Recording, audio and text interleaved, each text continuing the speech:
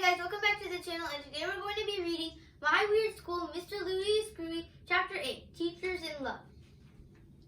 For the rest of my life, I would have to live with the fact that I kissed Andrea, but I had to be a man about it. The next morning, Andrea and Emily and the other girls were all whispery and giggly.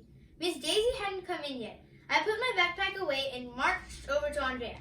I just want you to know that I still hate you, I told her. I only kissed you because I drank that love potion Mr. Louie put in the water fountain.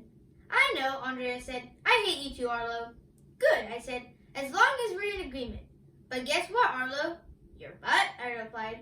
Anytime anyone says, guess what, you should always answer your butt. That's the first rule of being a kid. Miss Daisy has a boyfriend, she said, all excited. What? No way. She does, said Emily. Who is it, I asked. It's Mr. Mackey, Andrea said. And all the girls collapsed in giggles. Michael, Ryan, and some of the boys came over. Miss Daisy and Mr. Mackey? Ryan asked. Girlfriend and boyfriend? Impossible. How do you know? I asked Andrea. Haven't you noticed they've been hanging around each other lately? Andrea asked. And sometimes they walk to school together. Mr. Mackey is always coming into our class, said Annette, even when we don't have reading. I saw them making goo-goo eyes at each other at Cludstop.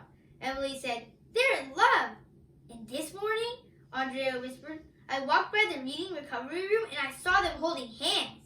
The reading recovery room is Mr. Mackey's office. The girls collapsed in giggles again.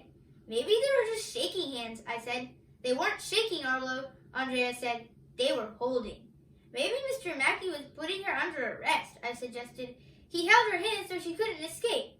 He wasn't arresting her, Arlo, Andrea insisted. Maybe they were arm wrestling, I guessed. They weren't arm wrestling, Arlo, said Andrea. They're in love. Ew, disgusting. Maybe they're going to get married, Emily said. They can't get married, said Neil the new kid. They're teachers. If Miss Daisy marries Mr. Mackey, she'll be Mrs. Mackey, Annette said. Maybe she'll keep her name, said Andrea. Lots of women do that.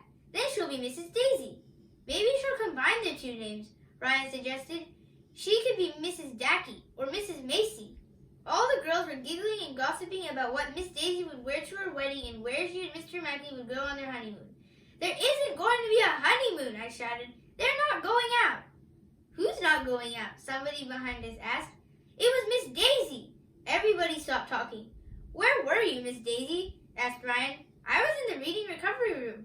Miss Daisy said, Andrea said, looking at me. Is Mr. Mackey your boyfriend? Demanded Michael. Oh, I don't know, Miss Daisy giggled, but her face turned red like a tomato. That's a sure sign that somebody has something to hide. You'll have to ask. She didn't get the chance to finish her sentence, because guess who walked into the door at that very moment? Nobody, because walking into a door would hurt.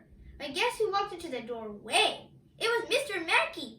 Is Miss Daisy your girlfriend? We all asked. Mr. Mackey didn't say a word. Instead, he leaned over and kissed Miss Daisy. Ew, disgusting. They were smooching. Call the nurse.